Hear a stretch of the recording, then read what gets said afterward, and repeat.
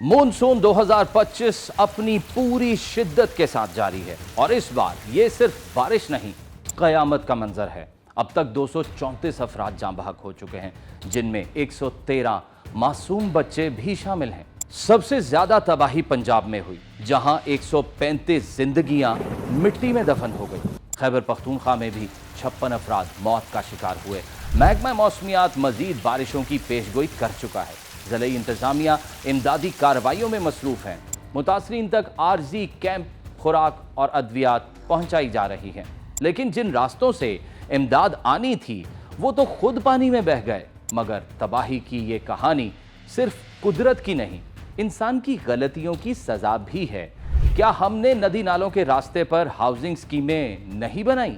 क्या सयाहती मकामात पर झीलों के किनारे होटल बनाना दानिशमंदी थी?